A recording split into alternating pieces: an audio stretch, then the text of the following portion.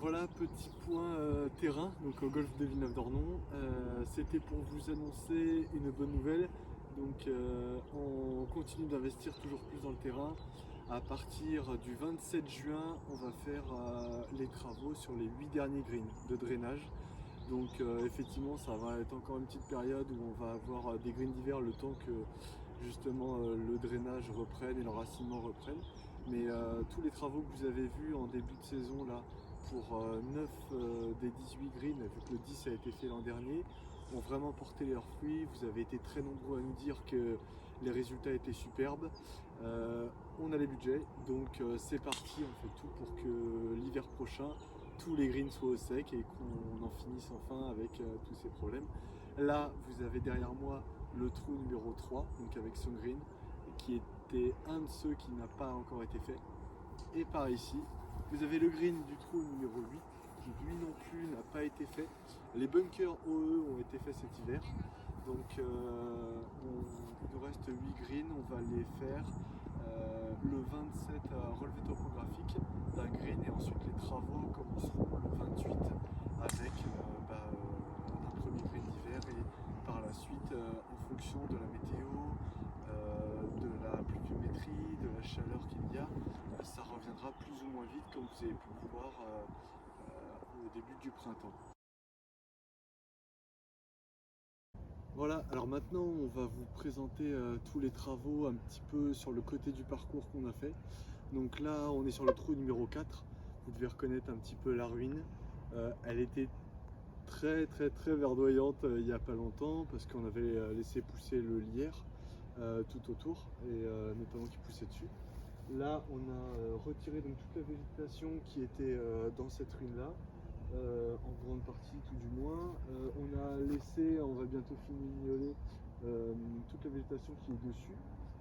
Et là le but en fait c'est de mettre en valeur cette ruine qui est un patrimoine du golfe et notamment aussi de créer un couloir d'air. Donc ce couloir d'air qui vient notamment du trou numéro 6 qui va aller directement sur tout le fairway du 4 va permettre de plus le sécher durant l'hiver et justement de rendre la pratique un petit peu plus plaisante l'hiver. C'est parti pour voir la vue de la ruine de l'autre côté. Voilà, donc là maintenant vous voyez toute la ruine.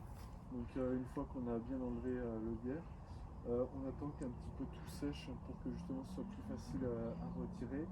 Et donc là voilà la mise en valeur de la ruine pour que vous puissiez bien la voir au trou numéro 4. On a aussi fait des travaux au trou numéro 6 et entre le 16 et le 17. C'est parti pour le 6.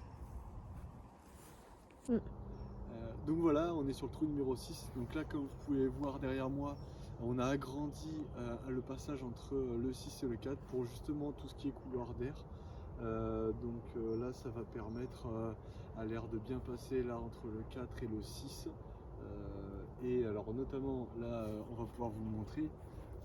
Vous ne la voyez pas forcément avant, mais on a aussi la ruine au trou numéro 6.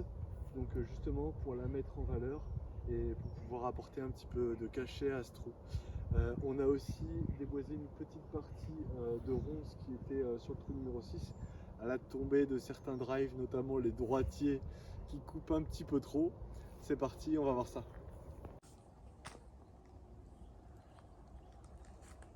Voilà, donc là on est sur le trou numéro 6. Vous inquiétez pas, moi aussi je me suis souvent retrouvé dans les ronces qui étaient juste là. Là, Romain a à peu près mesuré, on avait des ronces qui mesuraient au moins 5 mètres. Donc là maintenant, c'est bon, vos balles peuvent tomber ici. Ce ne sera pas facile à jouer, mais la balle ne sera pas perdue. Vous aurez beaucoup plus de facilité à vouloir couper par-dessus les arbres pour pouvoir gratter quelques mètres. Pour ceux qui visaient le milieu, si vous allez un petit peu à droite et que vous coupez, au moins votre balle ne sera pas perdue. C'est parti pour le trou numéro 16 et 17. On est maintenant sur le trou numéro 16. Donc comme vous pouvez le voir, on a fait un grand trou pour que entre le 16 et le 17, il y ait des couloirs d'air, comme au 4 et au 6.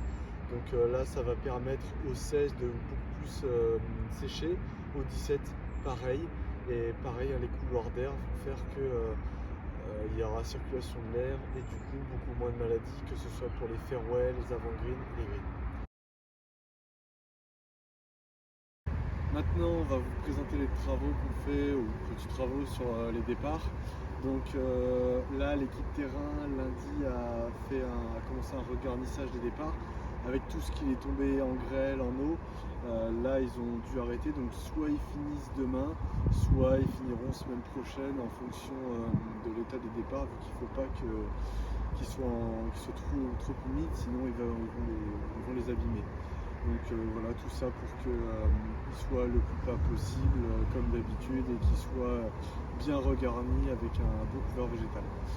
C'est parti, maintenant on va vous présenter les fairways.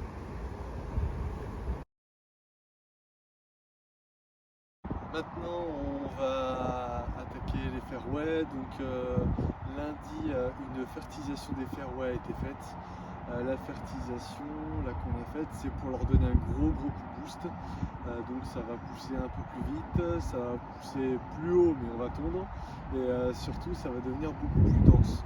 Donc là le but c'est de continuer à avoir des fairways qui sont très bons, car actuellement ils sont plutôt bien, on est assez content. On a changé la graminée avec le Greenkeeper en début d'année.